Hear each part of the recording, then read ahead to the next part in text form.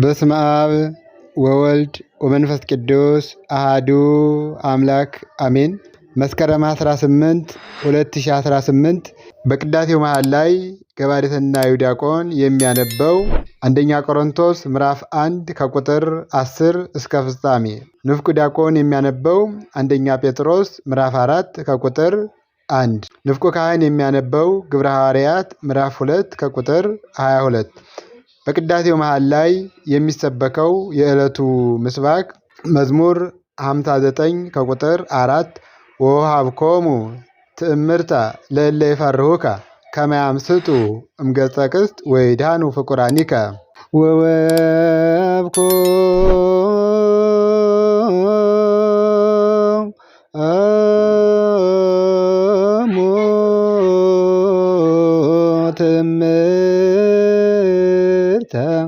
ለእለ ይፈርሁከ ከመ ያምስጡ እምገጸ ቅስት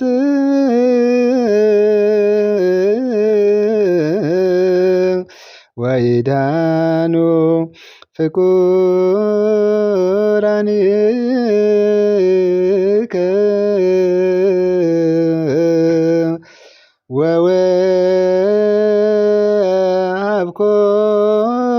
ወወሀብኮሙ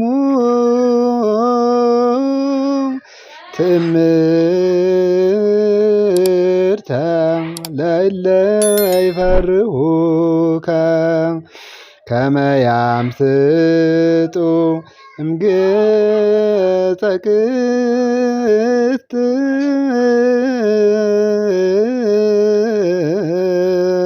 ወይድኃኑ ፍቁራኒከ።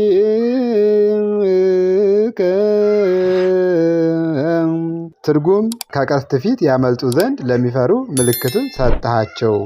ይህን ቃል የተናገረው ነቢየ እግዚአብሔር ልበ አምላክ ቅዱስ ዳዊት ነው። ነቢየ እግዚአብሔር ልበ አምላክ ቅዱስ ዳዊት ወወሀብኮሙ ትእምርተ ለእለ ይፈርሁከ ለሚፈሩህ ለሚያመልኩህ ለሚጠተ ሥጋ ምልክት የሚሆን ሞተ ብልጣሶርን ሰጠሃቸው። ከመ ያምስጡ እምገጸ ቅስት ከመከራ ሥጋ ይድኑ ዘንድ ወይድኃኑ ፍቁራኒከ የሚያመልኩህ የሚወዱህ ትሩፋን በመከራ ሥጋ ይድኑ ዘንድ። አንድም ወወሀብኮሙ ለሚያመልኩ ለሚፈሩ ለሰለስቱ ደቂቅ ለድኅነተ ነፍስ ምልክት የሚሆን ተአምራትን ሰጠሃቸው።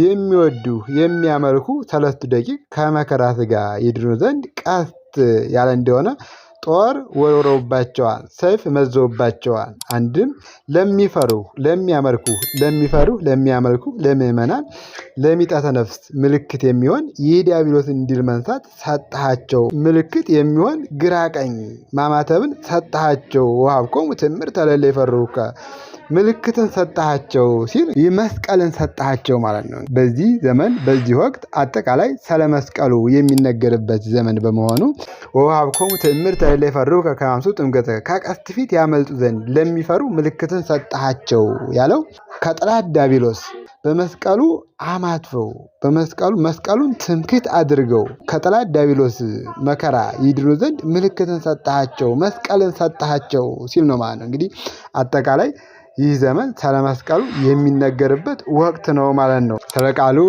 የአምላካችን የልዑል እግዚአብሔር ቸርነት የእናታችን ድንግል ማርያም አማላጅነት አይለየን፣ ይቆየን።